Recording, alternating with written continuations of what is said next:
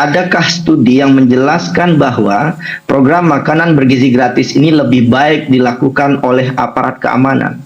Dan tidak ada studinya sama sekali. Rujukan global, memang rujukan global yang paling sukses, salah satunya di Amerika Serikat itu di tahun 46.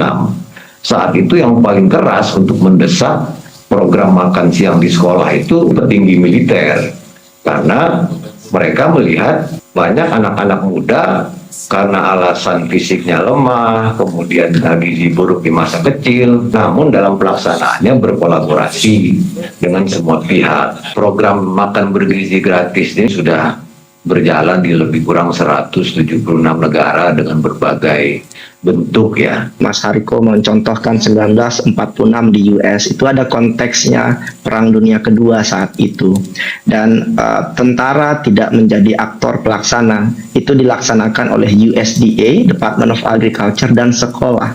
Jadi kuncinya itu sekolah. Dapur yang dikelola sama TNI dan Polri itu hanya kurang dari 2.000-an, dari 27 ribuan dapur. Fakta ini menjelaskan bahwa ada dominasi TNI dan Polri dalam program MBG sama sekali tidak benar. Baik. Dan pengelolaan dapur itu pun di bawah komando dari BGN. Jadi menurut saya kebijakan ini jelas bertentangan dengan akal sehat.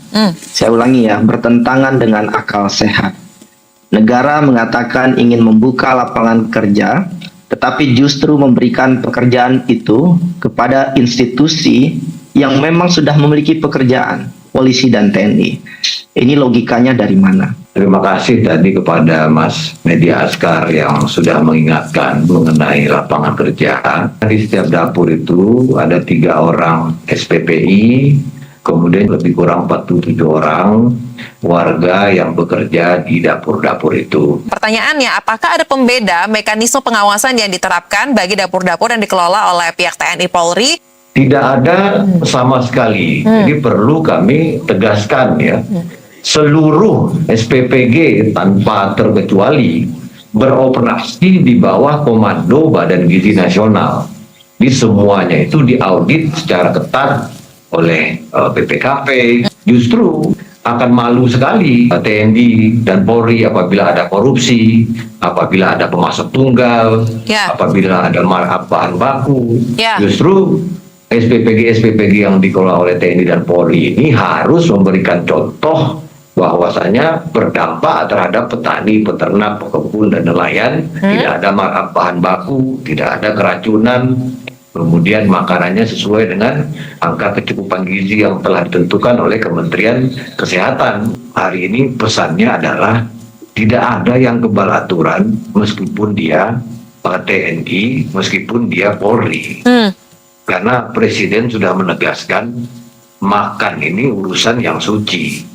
Jadi jangan coba-coba maling. Presiden sudah dengan bahasa yang mudah dipahami mengatakan kalau koruptor itu diborgol tangannya, kalau koruptor itu dipakaikan baju oren, apakah dia tidak ingat anak dan istrinya?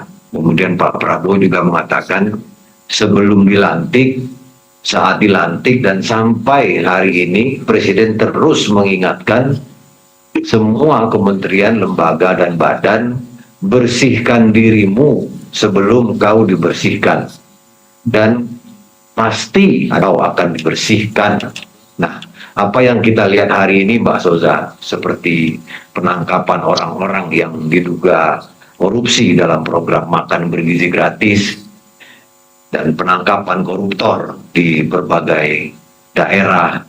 Semua ini karena semangat yang selalu disampaikan oleh Presiden agar aparat penegak hukum selalu melindungi masyarakat ini dari kejahatan korupsi dan tidak ada yang kebal aturan. Kami sangat berterima kasih kepada teman-teman yang mengkritik sekeras apapun kritik dari teman-teman terkait dengan program MBG ini. Kami meyakini itu atas kecintaan kita terhadap masa depan anak-anak kita ini. Semua negara kan memang berlomba-lomba memperjuangkan masa depan balitanya, memperjuangkan masa belajarnya. Makan bergizi gratis juga sudah dihentikan sementara. Kemudian insentif juga disesuaikan dengan jumlah penerima manfaat. Dapur-dapur yang baru di stop, Ya. kemudian fokus kepada 3B, Baik. kemudian fokus kepada 3T, kemudian pegawai PGN juga dilarang punya dapur, dan Badan Gizi Nasional sudah meminta Baik. Kejaksaan Agung untuk melakukan legal audit atas seluruh regulasi Badan Gizi Nasional. Badan Baik. Gizi Nasional juga meminta Kejaksaan Agung untuk mengaudit 63 juta data penerima manfaat. Kemudian Badan Gizi Nasional juga meminta Kejaksaan Agung untuk mengaudit Ya, baik. 27.820 SPPG. Jadi semua Baik. proses ini mari kita kawal bersama.